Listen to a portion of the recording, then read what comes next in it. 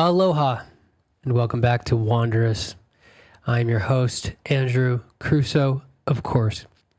And today is a special episode of Wanderous. Today is the 1-year anniversary of when this show started. And today we're going to wrap up talking about Germany and have a fun new segment. Come with me.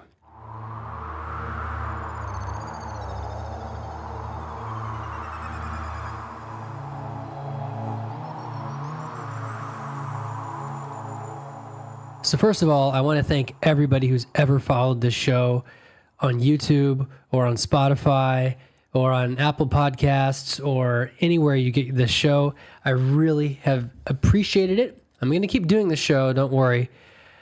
Although the next month is going to be pretty eventful. I'm going to be going back to Bali, so I might miss a week, but I'm going to do my best. And right now I'd like to read a couple comments. This is the new segment that I think it's fun to open with, just to honor the people who have taken time to write something about the show and leave feedback. I really, really appreciate that. If you leave a comment on Spotify or on Apple Podcasts, well, I guess you can only leave a review on Apple Podcasts. If you leave a review on Apple Podcasts, you're my new best friend. I will definitely read it on the show, and thank you personally for doing that. I mean, it's the public internet, so I might as well just read the public internet. And I love some of these comments. One of them is, I love these episodes. Look forward to hearing them every week. Clapping emoji. Presley says, I need to visit the Louvre sometime. This is a response to the wonderful Louvre episode. Now that you've said how big the place is, I'll probably give it a few days. And people were very amused at the Comic Sans episode when we found there was Comic Sans introducing a beautiful cathedral, and I had feelings about that. I also want to thank Ryan for leaving a comment. It says, you're so detailed with how you travel. It's fascinating. And people said it was funny stuff. So people have left some really cool comments, and I really appreciate that. But let's finish this. Let's finish Germany. And this is going to be a bit of a whirlwind. I went through the last week, and it lends itself to one episode. And we're going to talk about little cute gifts you might want to give. And we're going to talk about a gulag. We're going to talk about the hiking. We're going to talk about Hexentanzplatz, which is it's a heck of a thing. So let's get into it. As I said in the last episode, I was very graciously hosted. You'd think I met this person on Couchsurfing, but no, she found me when I was selling my books on Hawaii. And she loves my 10,000 Hours in Paradise series because she's totally in love with Hawaii. And 10,000 Hours in Paradise volumes 1, 2, and 3 are available now everywhere you can find books. Are really a celebration of how Hawaii changed my life. It's kind of like Eat, Pray, Love, but not. Very raw, very much about personal growth, very fast-paced, some wisdom from Hawaiian kahunas. And an entire Vipassana meditation course is inside of that series, specifically in Volume 2, Tribulations. There's a whole Vipassana course, and I was very happy to, I can't believe I remembered as much as I did, but when I was writing it in 2017, I sort of just went into this really deep zone and rewatched the videos that you watch at the end of each day. You watch a video of Goenka, the meditation teacher, who was the head of Vipassana International, explaining things about the technique, and he's actually funny and interesting. He's from, I believe he's from Burma, actually. And now Vipassana International has hundreds of centers around the world. And you can do this, actually. If you ever have questions about Vipassana, feel free to reach out to me. I'm at Hello Crusoe, Crusoe, pretty much everywhere. And I'm a really big proponent of Vipassana. And eventually I'm going to do a retreat again. It hasn't happened yet, but it's going to happen. And it's really wonderful because it's by donation. So there's no financial boundary. This organization, I feel like, is one of the few organizations that is really committed to just raising consciousness on the planet. And I think that my secret theory is that, and maybe I shouldn't say this in a public show, that they have affected enough very rich people's lives to the point where they don't need to worry about money as much as before. Because if you provide value to everyone on a donation basis, if it's something that scales and it's across the world, you're probably going to change a couple millionaires' lives. And guess what? They're going to want to help. And that's cool. That's all I'm going to say about that, I guess. That's cool. It's cool. So they have there's a lot of people who donate to Vipassana International. And that doesn't mean you shouldn't donate, because that's a very meaningful and growth-filled experience. But I'm very happy to see that they continue to open up centers and to have a positive impact. In my estimation, at least, it looks like they're continuing to have a really lovely positive impact. So I tell that whole story in 10,000 Hours in Paradise. And I should put this in the show notes, I actually am giving away maybe the first two, things change, but right now the first whole volume. And right now, as I'm recording this, the second volume as well, totally for free. The audiobook version of that is on YouTube. And I mean, especially the second volume. The first volume is really fun, but when you get to the Vipassana, how fascinating that experience is, I was really able to capture that. And it's totally free. And I narrate it. So I'm going to put that in the show notes. I think you'd really enjoy that if you're interested in those topics. So anyway, my host, my friend, who I would find out some fascinating things about her family. She was such a huge fan of Hawaii. We met on Hawaii, and she stayed in touch, and she would follow my emails and invited me to stay at her place in Germany, in the west of Germany.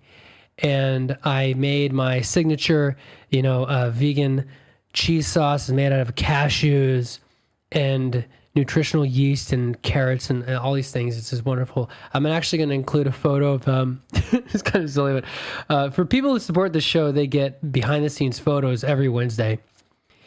And today's photos are actually very entertaining and very pretty. You get to see some behind the scenes hiking photos and some wonderful descriptions and dioramas, and also the vegan mac and cheese that I made for my wonderful German friend. The last few weeks I was in Germany flowed together so well. It was being in that house, having this wonderful space, and actually having the house to myself for a week because she went on a little trip, and I just had this. When you're traveling, sometimes just stuff falls in your lap. You just have to be in a receiving mode, and beautiful things happen. And it often happens when you're least expecting it, in my experience. And she was in a neighborhood. She technically was in Neuenrade. Neuenrade? It's some of these German names are hard to pronounce. She was near Verdot, and there was the beautiful hiking paths just along the road. There was these rolling green hills, and the funny thing was, it was so much like Wisconsin. I can tell why so many Germans settled in Wisconsin in the 19th century, because it's might as well be the same place, almost. Except they don't have the Great Lakes in Germany. So, but Germany has trains, a train network that works. So Germany, I don't know. I prefer Germany, I would say. And the whole time I was doing research on Nepal. This was the big jump I was about to make. I could have gone back to America, but I was doing pretty well. I wasn't spending that much money.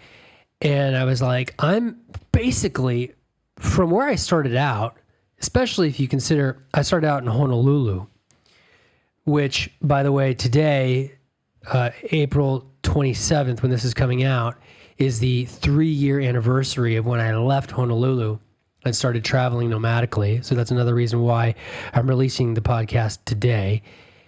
I was already more than halfway there to Nepal from Honolulu.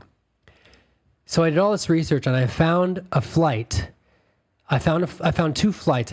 I did so much research. I was looking at the time, Skyscanner wasn't my favorite. Skyscanner's got a lot better. I actually recommend skyscanner.com now. Here's a travel tip. I try to include at least one travel tip in every episode. Use Skyscanner, but don't use the app. Controversial take. Use the website on your computer and go type in 2 locations and look at the calendar view, do the flexible date. It's amazing. I think it's much more user-friendly if you poke around on the website compared to the app. I don't know what it is on the app. I just don't see as many adjustment options, and I just end up poking around and seeing more stuff when I'm actually on the website, and that's kind of unusual. Usually the app for these kind of things, for these sorts of services, usually the app is better. But yeah, skyscanner.com. Not a sponsor. Should be. Could be. I'm waiting to hear your call. I'm waiting for your email, Skyscanner. I will sing your praises. I've used you a lot in the last 2 years to find some of the best ways to get around, especially like getting back to New Delhi, which eventually we get back to New Delhi. But at that time I think I used Kiwi. Yeah, I was really into Kiwi. Kiwi's still good. Kiwi also does fulfillment like trip.com. A lot of the times, they're also not a sponsor. A lot of times the best routes, the best prices, again, I shouldn't say this for free, have been trip.com, at least coming in and out of Indonesia. Go figure. Trip.com. That's probably going to change. Who knows? Everything's always changing these days. But like Trip.com, Kiwi lets you do the fulfillment. Like they actually give you a ticket. Some of these places are just referrers. But I found a good deal on Kiwi.com, and I discovered, because I was like, there's so many options. I could go through Cairo. I could go through Jerusalem. I would not do that now. Or Tel Aviv. I could go through... there's several places you could bounce through on the way to Asia. There's a bunch of places you can go through. And by far, Istanbul was way cheaper than everybody else, like at least half the price. And I'd heard great things about Istanbul. In fact, I released a subscriber-only episode where I had a very cute, let's say, a cute encounter with an American who was actually based in Istanbul for part of the year. So I'd already heard good things about Istanbul and heard that there was a lot of great food and it was not expensive. So I was feeling good about Istanbul. So I found a flight, a Pegasus flight. Of course, where am I going to fly out of, right? I'm in the middle of nowhere. I'm in Bordeaux. And I found a flight from Dusseldorf. Now, Dusseldorf is not that far. Dusseldorf is actually a 2-hour train ride from where I was. I also looked at Frankfurt, but it just worked out. So we'll get to that in a minute. But I was planning and scheming, you could say, what's the best way to get to Nepal? I really wanted to see the Annapurna Range. I wanted to see the Himalayas. It was on my bucket list. And when you start traveling like this, it's very easy to go like, well, I'm doing pretty good. I'm doing pretty well. Like if you don't burn out after the first month, which it might not be your thing, but if it is your thing to travel like this, you're going to get into it and you might get addicted to it. And a lot of people do. And I was starting to get addicted to it a bit. And between couch surfing and finding cheap flights, I was spending less per month than I was staying in one place back in America. I'm going to say that again. I was spending less traveling around than I was staying in one place. And part of that is because I was using couch surfing. I was finding ways to do trade where I wasn't spending money on rent, which the rent in the United States is notoriously high, very high. So avoiding that was, a huge part of that. Now, it's funny, when I was reviewing the photos for this period, I came across photos of Kathmandu, one of the neighborhoods of Kathmandu where I would stay, and I realized that I was so premeditating my time in Nepal that I had actually already sent out couch surfing requests. Like, it must have been like a month in advance, which is pretty unusual. You can do it, but especially in Asia, people are more spontaneous, and you really don't, it's really not usually the best use of your time to send out a request more than a week, maybe 10 days before you know your dates, 10 days before you're going to arrive. Because a lot of times people just don't know if they're going to be, able to host more than a week before. Some people know their schedule 2 weeks before, 3 weeks, but a lot of people don't. Especially in some of the places in Asia where it's just more spontaneous. So I found this couple on couch surfing, and I pretty much locked down the dates, and we were communicating. I think I locked down the dates, and we were communicating on WhatsApp, and they were so excited to host me. They were so sweet, and they sent me a picture of the rooftop, of their rooftop, and all these glowing lights, and what I would now call basically Indian style architecture. And the architecture between Nepal and India is very similar. The building codes, I think it must be, or the lack thereof, let's be honest. Anyway, the way they build buildings is very similar between India and Nepal. But there were some large differences. There were some vast differences between the two countries, which we will get to. But I was seeing these photos, and I was seeing this pretty, there's a monastery on the hill across the way, and I was like, wow, this is really pretty. And I was getting very excited for Kathmandu. But before I would arrive in Kathmandu, a lot was going to happen. I had to decide how long I was going to be in Istanbul. Now, what would you do? What would you do? I wanted to save money. I wanted to couch surf in Istanbul, but I wanted to soak up the city. And I settled on, and I also wanted to pick dates that were cheap, right? Because I'm a flexible guy. I'm flexible dates. So I found some dates, and I settled on, and I don't know why I settled on, but 10 days and not a week, but I settled on 10 days, which was an interesting amount of time. And I found two hosts. I was also figuring this out, still in Germany, figuring this out. I found a host for 5 days and then 5 days. Two hosts, which worked out pretty well. We'll get to that. And I was just I was pre-paving all these intentions. I was just doing all this great planning and setting things up. And that's why really the last week I was in Germany was not that eventful. It was very much pre-paving the way to Asia, which was a really big jump. So I was a bit nervous about that, but that was by far like the cheapest way to go, and not a bad way to go. A pretty good airline. And as a matter of fact, I recall very clearly sitting sitting on my illustrator friend's bed, sitting with my laptop, trying to buy tickets from Air Jazeera, and they would not accept my card. And this will happen to you. This will happen sometimes. That's why it's good to have more than one card. And I believe I tried both cards that I had at the time, and nothing doing, is what we would say. I called up my bank. They're like, we don't know. And unfortunately, that will happen sometimes. Sometimes, in Air Jazeera, I believe it's based in Saudi Arabia. Sometimes you'll want to buy a ticket from a company, and your Western card, or your card from wherever, just won't play with that company. So that's why you have to be flexible.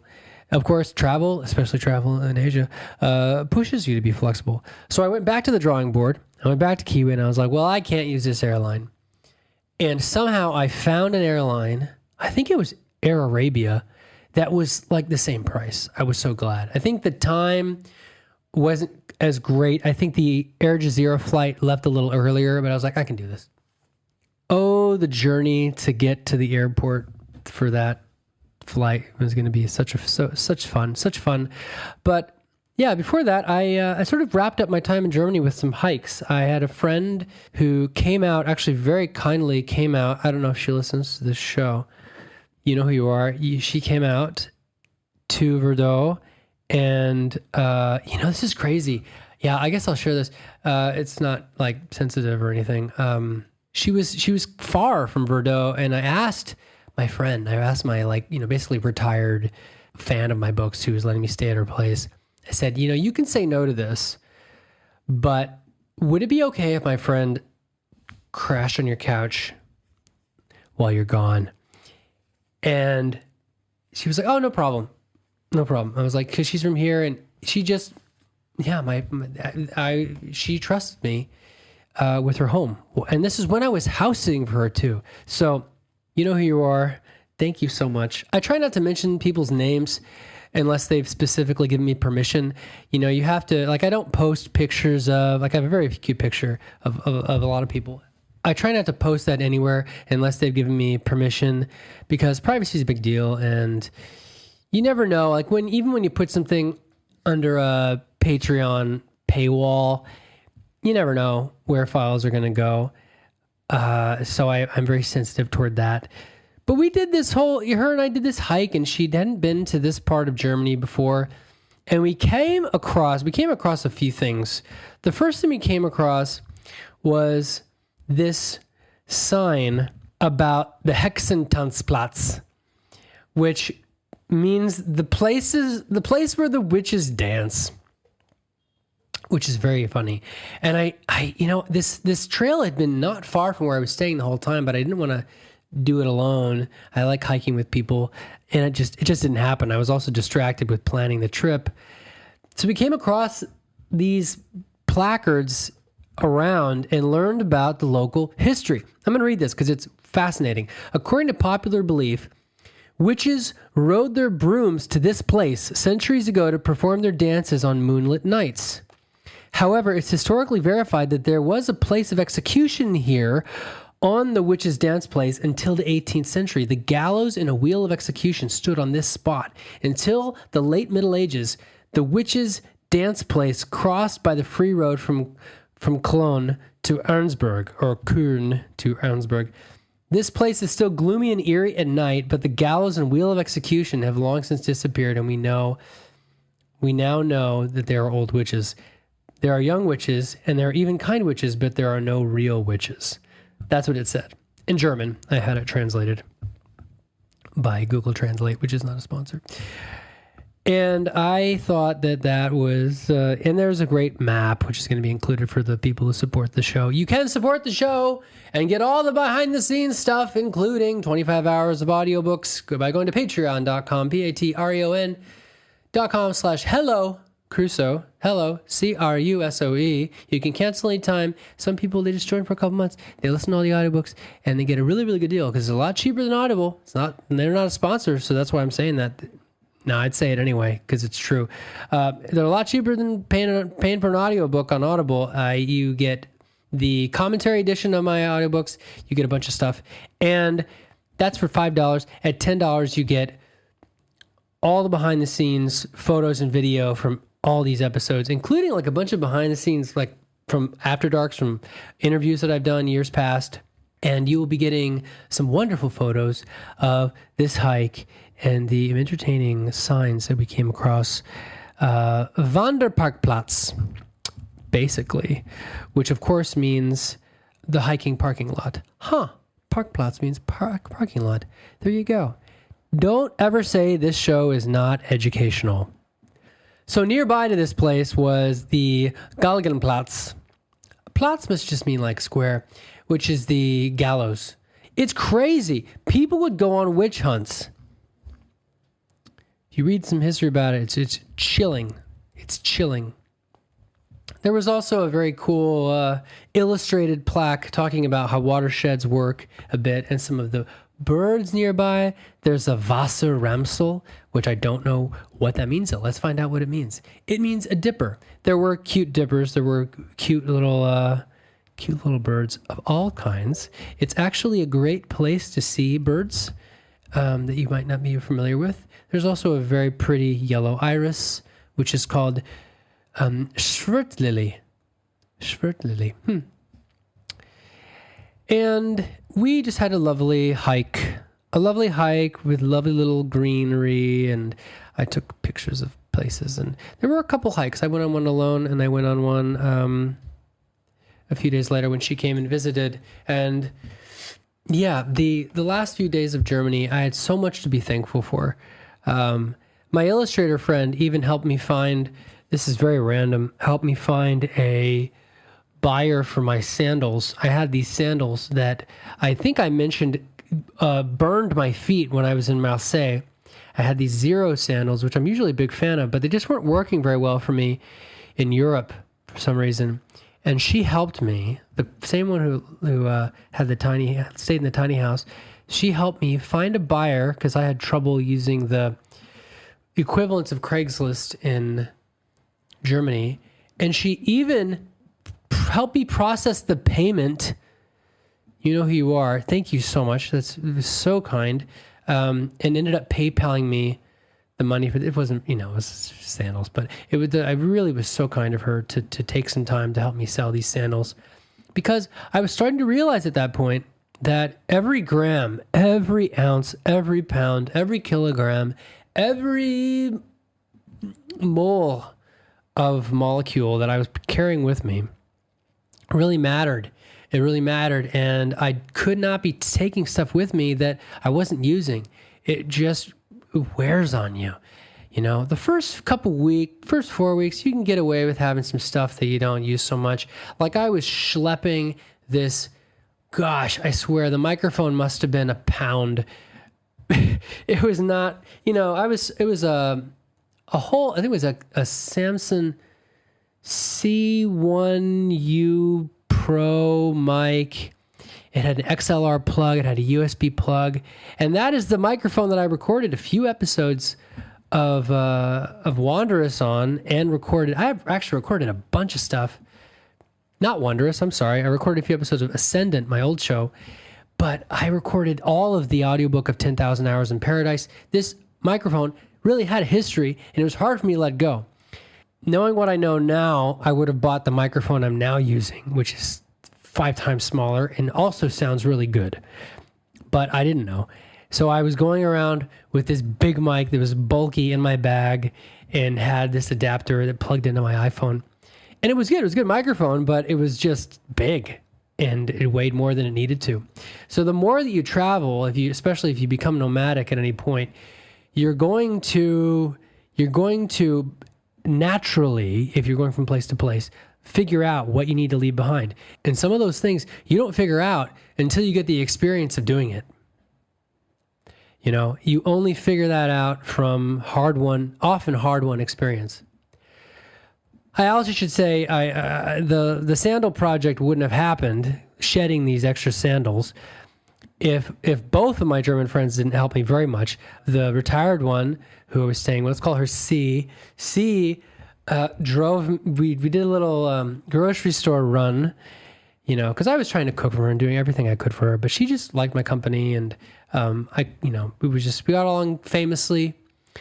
And she would share a fascinating family, not secret, but family story, which I'm going to get to in a second. Fascinating, connected to connected to the Cold War, actually. Anyway, she helped me mail the sandals at a German post office, which was very, very structured, and I used up the rest of my German coins, I should say my euros, because the other thing is I didn't like traveling with money that I couldn't use, and Turkey doesn't use euros. So there's this other pressure on me of like, oh crap, like, okay, should I go to the ATM? And I just trying to just get rid of the coins, because there are a lot of coins. There are a lot of euros. There's a lot of different kinds of euros. I wish that I'd kept a few now. Now I wish that I'd had. I ended up keeping a €5 note, a paper euro, which I would use in Istanbul for amusing purpose, but we'll get to that. So it was just this wonderful sense of like completion. I was like shedding stuff. I felt so supported and in the flow. And one of the last days I was there, she took a very funny photo of me, just like sipping tea. I'm going to include that for supporters. It's a good photo. And that's right around the time when she told me about her father, who had this wild story. Her father wrote a biography. I'm not going to share his name here, just to protect the anonymity, and I haven't, gotten her permission to share names, so I'm not going to. But he was a student who fell into the clutches of the Soviet Secret Service in the 50s and was sent to a labor camp, a gulag, in the USSR. And there's a whole book about this, and I will check. If people want to know about this, I can reach out to her and see if it's okay if I connect these dots, because I'm very careful about connecting dots, because the internet information's out there forever. That's all. So he was thrown into this camp, and it was supposed to be a socialist camp, but it really was a survival of the fittest kind of situation. It was very much a Stone Age situation. And when Stalin died, then it made it possible for him to be released. But it was this whole crazy process. There's this whole book that I do want to read at some point. It's all in German. So I need to see if there's an English translation available anywhere. But her father was, and apparently he went on, I feel like I might be misremembering this, but apparently he was also in espionage for the German government later on. But it was just this crazy connection of like, wow, your father was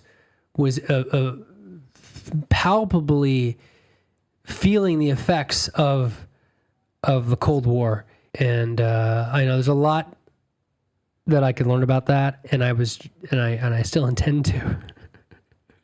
But that was just a really surprising, you turn around like, and she's like, oh yeah, my father wrote these 2 books. There's 2 books actually that are about this period of time and his work, and a lot that I still want to understand about that. Now I'll tell you something that usually I put this kind of information in the Patreon only, that the $20, the New Frontier level of supporters.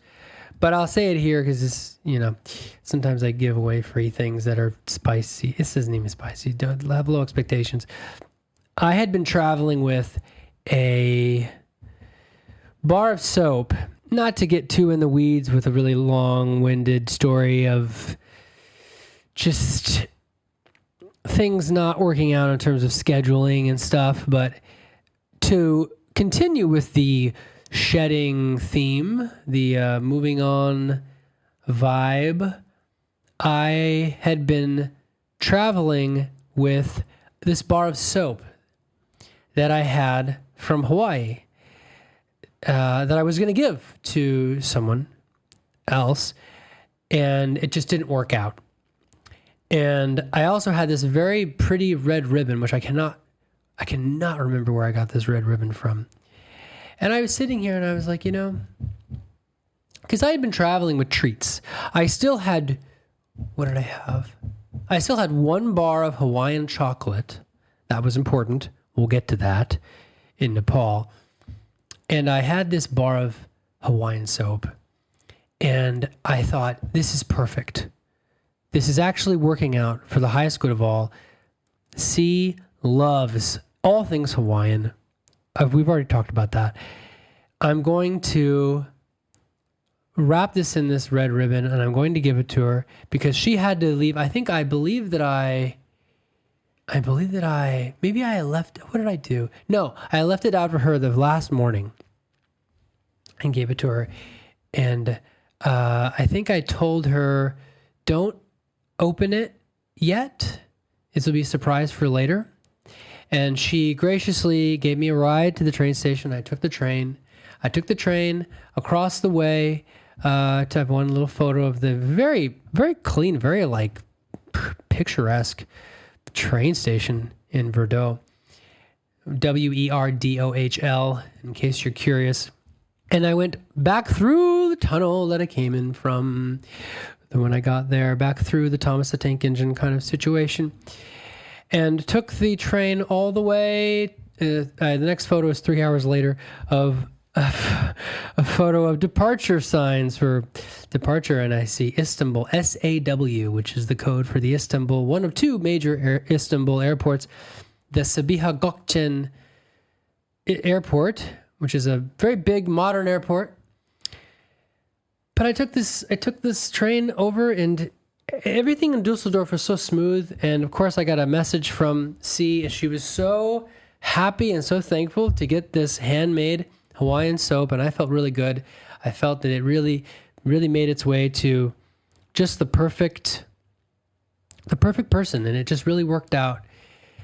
And the Dusseldorf airport was, very German. It was very efficient and clean, and it was a really good experience. I was very happy with the way that things were set up. In my experience, it was good, And I even had an opportunity to, I picked I think it was vegan. Yeah, there was a vegan option that I had selected for Pegasus Airlines. They're not a sponsor. And so we flew, and it was my birthday. I traveled across Europe on my birthday, which is a little bit strange, but the prices on my birthday, the reason why I flew on my birthday it was like half the price for that day. I don't know why. I think it was like a Tuesday or something. I don't remember, but it was much cheaper, and flew over Serbia and flew over the Balkans, and it was very pretty. It was very pretty, and I got to see some of the Black Sea, and we landed. I have some video of this. I don't know if I posted it. If I did, I'll put it in the show notes. Show notes are available wherever you're listening to this. They're either in the YouTube description, they're in your podcast app, or they're in the Spotify app. And, I also, let's not forget, I had to pay for a Turkish visa, which the Turkish visa website was fine. It was $50 for the month, which is a little bit higher than a lot of places.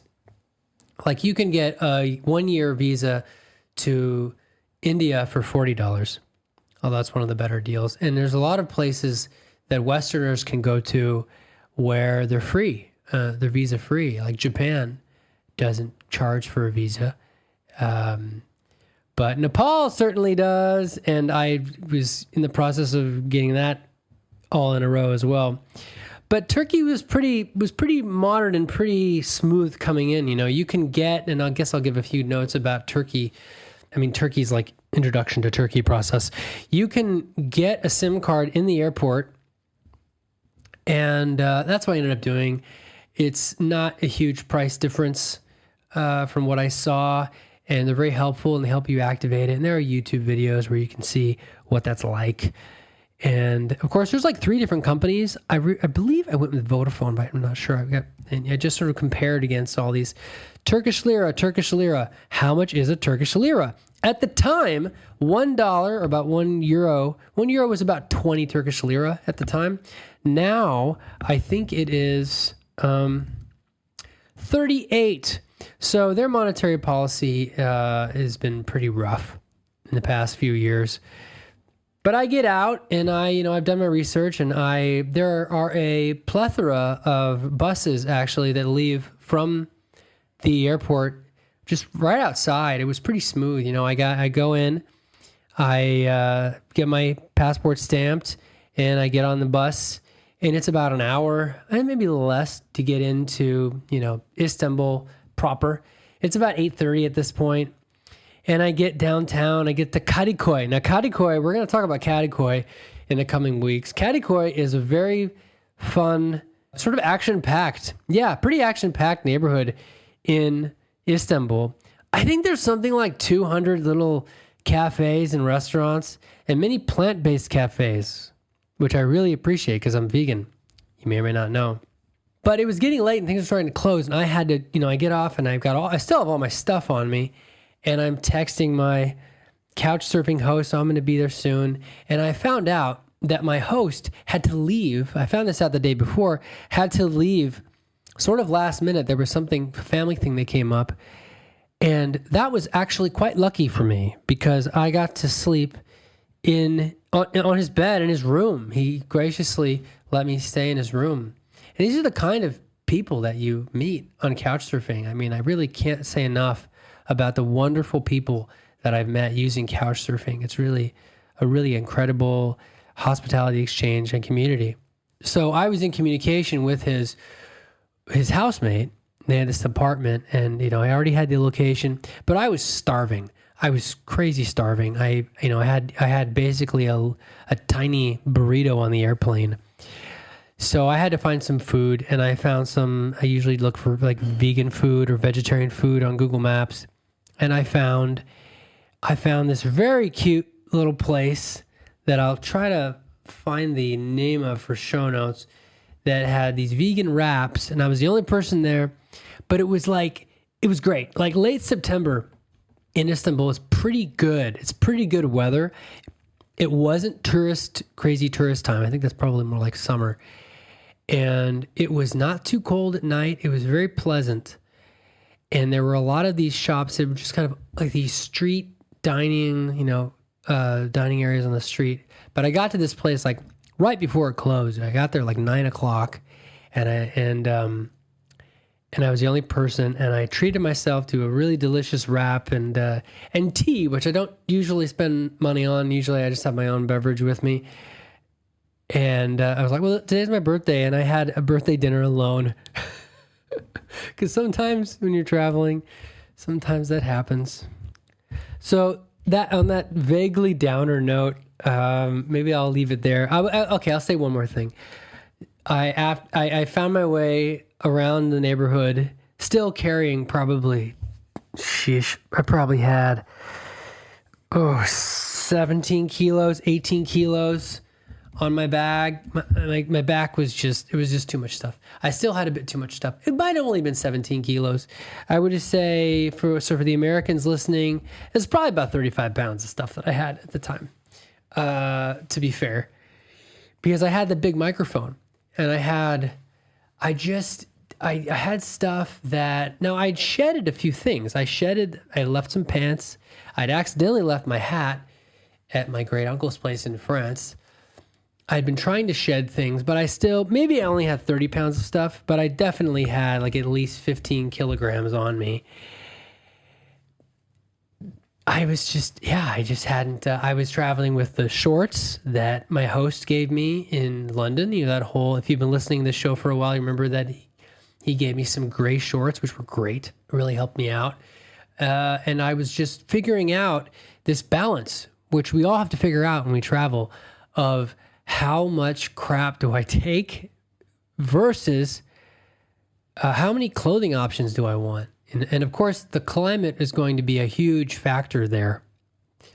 But I was still figuring that out. I mean, at this point, I had been traveling for just a hair over 3 months. It was still pretty early on overall. And yeah, I get up, I take the stairs up, and I meet my host's, basically my host now, my host's housemate, which is really not ideal because there's less accountability when your host is not actually there and their host is, their housemate's there. So like any review I leave, any reference I leave is going to be incomplete because I didn't actually meet the person who accepted my hosting request. So it's kind of a bummer, but he could have canceled on me, which would have screwed me. And he didn't. And I was greeted pretty warmly. And they were hosting a Russian guy on the couch, but I had gotten I still got the room because I already set that up with my host. And it was actually for the best that he was not there, probably because it was a pretty small place. It was this, a little small bathroom, and there was a nice view though. Like it was third or fourth floor, and a cute little kitchen. And that was the first country on this trip where I couldn't drink the water from the tap, which was an adjustment. I'd never been in a place, and I think the Westerners listening to this will relate to this. You might go your whole life, if you haven't gone to very many places, you might go your whole life not worrying about the tap water. But when you start to find yourself in Asia, you don't want to drink the tap water. These countries cannot necessarily afford water treatment. Now, apparently there's some discussion now in Istanbul, and there was a whole campaign I learned about later, where theoretically you can drink the tap water, but nobody does because there was this whole announcement and then somebody got sick. That's the story that I heard. And they don't really trust the tap water in Istanbul, even though technically you would probably okay. You'd be okay with a certain amount. You wouldn't want to do it every day. But I was like, no.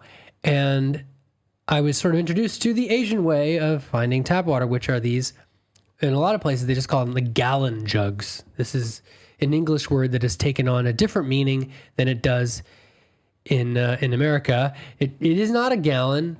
A gallon jug might be 10 liters, or it might be, it could be 5 gallons. It's not really a gallon. It just means a big container of water. You've seen these, like in America, they have them too, where you'll flip them upside down, and then they're in hotels and stuff. They're just water that's shipped in these big jugs. And that's what people do in Istanbul. They buy water, hopefully big ones, and it's filtered and it's fine. But I must say that I was a bit bummed out because it's just a lot of plastic. It's really a lot of plastic waste. And especially with microplastics these days, I was a bit, I was not ideal. And unfortunately, in a lot of places, it's the only option. It's pretty much unless you get your own water osmosis, reverse osmosis magical machine installed where you're living, which a lot of people do in India, but a little bit less common in the places I've been here in Indonesia. So that was really the beginning of my Istanbul adventure, just being sort of bedazzled a bit by these not cobblestone, but just so many sidewalks and so much activity and color and light at night. I felt the excitement of the city, the energy of the city, even though it was actually a little late and kind of quiet, a little somber by 9:00 on a weekday. I think it was a weekday. It was still, I could still feel like, wow, this place is vast. It's vast. And Kadıköy is vast. Istanbul is vast. I always say Istanbul, the best way I can describe Istanbul to somebody who hasn't been there is it's kind of like London and Paris and New York crashed together and had a baby, because it's massive. Like Istanbul's population is like 15 million, and it's a city split between 2 continents. The west side and the east side are pretty different. Most of the famous mosques are on the west side. Most of my favorite places to eat are on the east side, like in Kadıköy. And you can eat for pretty cheaply too. And I'll have some food recommendations, some places you can eat. Even if you're not plant-based, vegan, I think it's pronounced vegan arcist, which I'll mention and link to in further episodes, was a really wonderful spot. You can just eat a whole amazing lunch for less than $5 American. So, and I imagine it's probably even cheaper now, depending on, it's pretty wild what's going on there. But what a rich heritage that they have.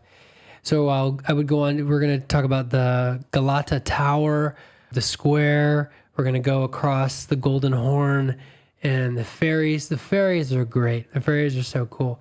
There's so much public transportation too. And they also have a subway that goes under the channel, because there's a big channel. Like, from the Black Sea coming in, there's a channel that goes in and basically leads back into the Mediterranean Sea. Very useful for shipping. And that whole area, it felt like, and the bazaar. Yeah, we have a lot we're going to talk about in the coming weeks and months. The whole, like, traditional, like, trading bazaar and the Turkish lamps. It was very funny to see the same lamps that I actually bought one when I lived in Honolulu. Anyway, we'll get to that. To see almost the exact same lamp, and I was like, oh, okay, that's where that came from. So it was like I was attracting going to Istanbul. Even when I was in Honolulu, I was sort of accidentally foreshadowing it. And what an amazing city! What an amazing.